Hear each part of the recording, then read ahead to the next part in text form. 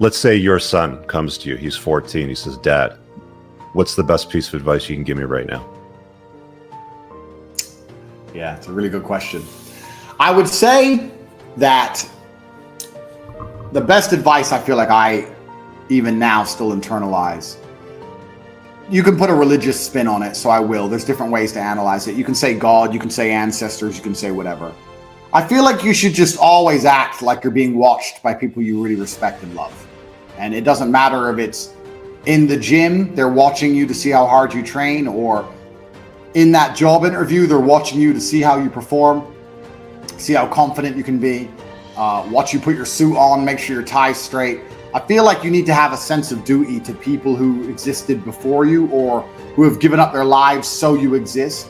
And you need to try very hard to make sure your last name means something important. So the best advice I can give is just keep in mind there's a whole bunch of people who love you, who are looking out for you, who really care about you, and who have done a lot for you to exist as a person. And you owe them a lot of things, and you owe them your absolute best in all realms. You owe them to try your hardest and to not disappoint them. And you don't get the luxury of just existing and sitting around playing video games and being happy, being sad, eating food, whatever. All of that's by the by. You have a big debt to pay to your family, to your ancestors, to God, and you have to try very hard. And keep that in mind and let that motivate you to be your best self. Direction. How do you start off, get centered to become successful, get money? Like what would you tell them?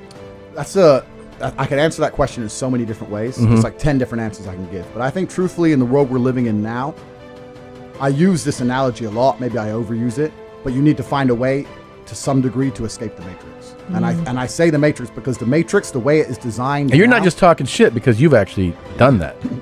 I've escaped the matrix. Yeah. I've literally escaped the matrix in nearly every form. So any form of oppression no longer applies to me. I can't be canceled. I can say what I want. My finances are secure. I've escaped the matrix. And when I talk about the matrix, it primarily applies to men because men are the backbone of the slave force. We always have been and always will be. And unfortunately now, if you're a law-abiding man inside the matrix, your future and the life that is laid out for you is nothing but depressing. You're going to go to school, you're going to get in debt, you're going to get a job, you're going to get a wife, divorce is coming, you're going to lose the house eventually, your job's shit, inflation's outpacing your wages, you're going to work, no one's going to appreciate it, now you're old and your life's over. That is the matrix for 99% of men, and you need to find a way to escape it. And I guess I was kind of fortunate from a young age, so I always knew that the matrix was coming and that the system is designed to oppress. The people who make the rules do not make the rules for the benefit of us. They make the rules for the benefit of the people who make the rules.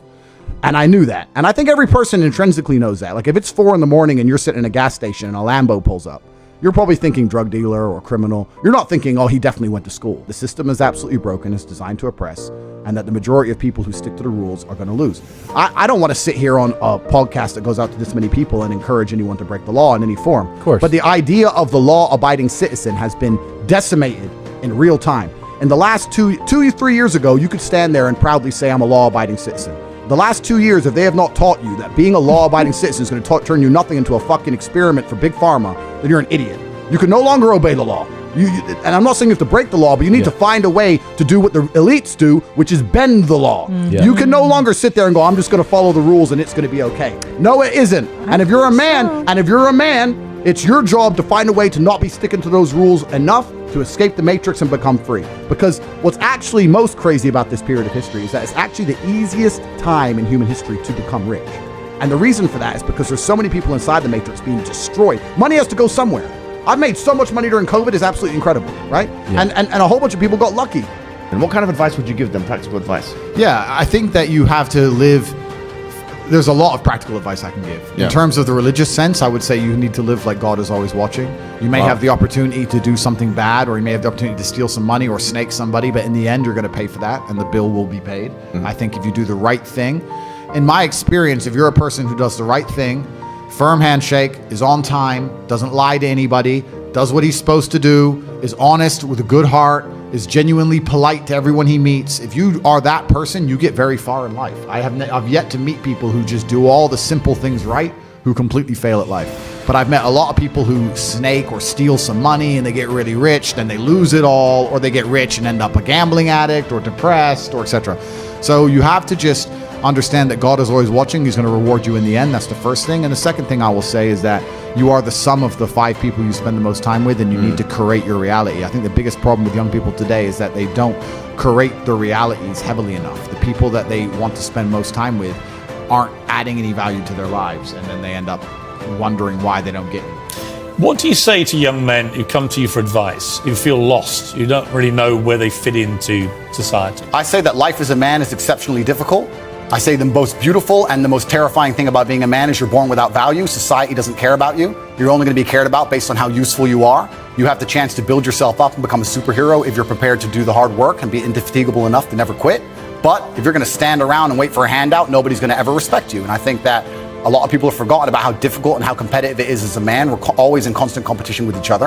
And it's your duty as a man to stand up and say, I want to be as important and strong and good-hearted and God-fearing as possible. And I need to work hard to achieve those things. The dangerous thing about overly emotional men is that they're dangerous. They're genuinely dangerous. This is what's crazy. All these people who talk about toxic masculinity and how bad it is for men to be traditionally masculine. A traditionally masculine man does things he doesn't feel like doing because it is his duty to do them. He charges into the building because it is his duty. Not because he feels like it, because it is his duty. We're now teaching the new generation of men that they don't have duty and they can just act on their feelings and act how they feel, and they don't have to act as a man should. Do you know what happens when you get men who just act how they feel? You get school shooters, you get violence, you get rapists. Men who do not control their emotions are dangerous. If you find a man who is stoic, he's not going to hurt people. He's going to sit and think about his actions very carefully, and he's going to be a good man who protects and provides for his family. You find a man who just acts out on impulse and does whatever he feels like, you're going to find a dangerous man. Sitting here telling men to cry more and act with their feelings, and it's okay to feel this way, that way, etc., and have no self-control. That is why we have the problems we have in the world. Absolutely and utterly wrong. So when they talk about toxic masculinity, they have it completely inversed on its head, completely and utterly wrong. We need to be teaching stoicism. We need to be teaching young men to understand that the world is very, very difficult. It's hard to be a man. You're going to feel bad sometimes. You need to suck it up and perform anyway. Not to sit there and cry your eyes out or blame other people. Tough being a woman too in modern society. It's certainly tough being a woman, but I'm not a woman, so why would I speak on issues I do not understand? I'm a man. Most men don't understand what it feels like to roll a dice and you have to get a 6. They go, what do you mean you have to? No, I have to get a 6. Yeah. Oh, but what if you don't? No, I have to get a 6. You're not understanding me. So that's extremely character building. And I think if you're a young man, even if you're not my child, if you're just any man who's out there in the world today, you need to look at some problems that need solving, either for yourself or for society, and find a way to fix them. And I think that you should just adopt some problems and try and fix them. It doesn't matter what it is. You can just try and fix the litter in your area, or you can try and get a 6-pack or whatever you want. Men are builders. The modern world, call me misogynistic, the modern world was built by men. Every building you're in was built by men. Every road you drive on was built by men. We're builders, we build things, and that's what you should be focused on. And like I said before, if you're hardworking and you build, and I think you'll do well in life. That's what you're about. You can't hide away from the brutal realities of work. That's it. And while we're on the subject, that's actually where these last 2 years have been pure clown world, because I've known some people who have made a bunch of money in crypto, and I've said to them, what you've just gone through, what you've just done is once in a generation, and it's completely ruined you. Because normally if you make, let's say, 200 grand, you have learned lessons to make that 200 grand. Yep. You've learned marketing, you've learned sales, you've learned how to manage staff, you learned how to deal with pressure, you learned how to be on time, you've learned a bunch of things. So you can continue it. So you can continue. And even if you lose all the money, you retain the lessons. 100%. What have you learned? You bought a coin, it went up. Okay, good. You have not learned a single fucking thing about how money is made, about personal development. You didn't even learn how to have a firm handshake and put on a tie. You learned nothing. You pulled it off, you made a few dollars. You've lost them now. And now, the worst thing about it is, you think you're too good for work. You think you're so smart now. Yeah. Oh, I made it. This is the next one. You got lucky. Now you think you're too good to actually get up and grind. You think you're just going to pull it off again, another lottery win. And you don't think you have to work very hard. And guess what's going to happen to you? You're going to end up fucking broke. Because that's not the reality of the world. That clown world shit is over. All that shit is over. We're about to get into harder times than ever. If you're sitting at home and you made a bit of money with crypto and you think, don't worry, it's going to go up again soon, you're just praying for some external force. That's not self-accountability. Sitting and watching the Bitcoin price, waiting for it to go up so you have money, is not self-accountability. That's prayer. You might as well just do the lottery numbers. all these people who made money in this clown world, a lot of them haven't learned any lessons about the reality of Earth, and it's about to get a lot harder.